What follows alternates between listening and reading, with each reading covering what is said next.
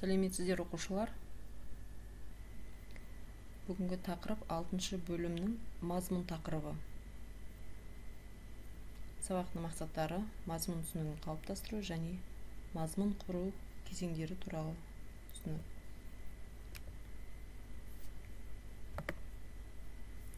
Мазмұнды құру кезеңдеріне алгоритм берілген. Мазмұн дегеніміз бұл құжаттағы тақырыптардың тізімі.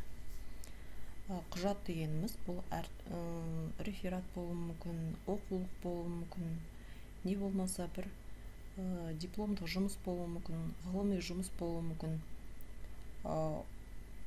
Құжат бірнеше тақырыптан тұрады. Сол тақырыптарды бірінші бетке біз мазмұн ретінде жинақтаймыз. Ол жерде тақырыптың атаулары мен қай бетте орналасқанын көрсетеді. Сол мазмұнды жасаудың алгоритмі: бірінші, мәтіндегі бірінші тақырыпқа меңзерді қою. Екінші, сілтемелер мәтінді қосу командасын орындап, болашақ мазмұнның деңгейін меншіктеу. Үшінші, осы әрекеттерді мәтіннің барлық тақырыптары үшін орындау. Төртінші, меңзерді мазмұн қозғалу тұрған орынға орналастыру. Құжаттың ең басына қою меңзерді, сол жерден сілтемелер мәзірінің ішінен мазмұн командасын таңдап, сол жерде мазмұнның түрін таңдаймыз. Қалай іске асатынын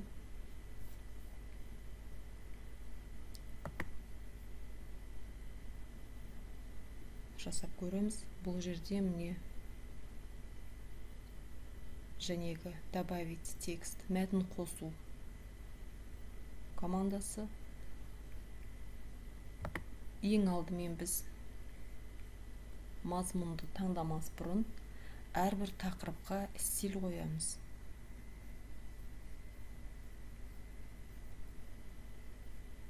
Заголовок 1 дейді, заголовок 2 тақырыптардың стильдерін таңдаймыз.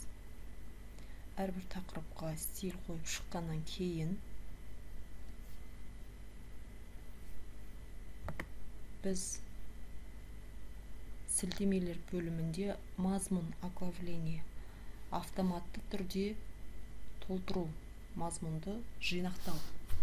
Оның екі түрі бар: автотолтырудың және үшіншісі қолмен. Біз қазір автотолтыруды жасап көрейік.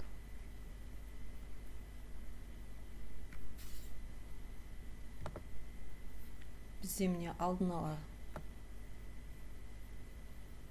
ғаламтордан көшірілген тақпақтар бар.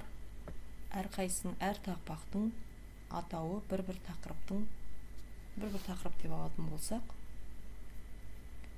мен міне астыңғы жақтан бастап тақырыптың атауларына стиль бердім. Ол стиль бізде міне главное басты бетте әртүрлі стильдер тұр. Не стильдер. Мен барлығына заголовок 1 деген стильді беріп келе жатырмын. Стильді беріп болған соң барлық тақырыпқа құжаттың ең басына қоямыз меңзерді.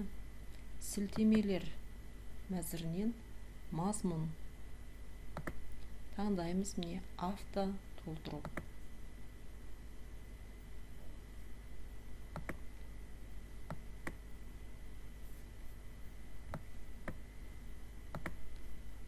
Автотолтыруды бастық. Тақырыптарды,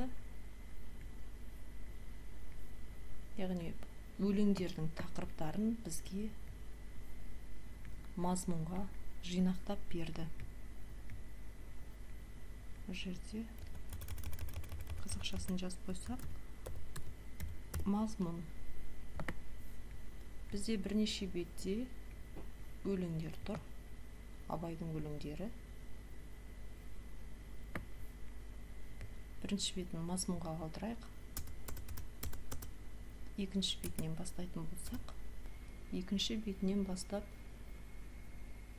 тақырыптардың қысқаша шумақтары көрсетілген. Бұны енді бұл өлеңдерін толығынан алатын болсақ, бұл бірнеше бетке кететіні белгілі.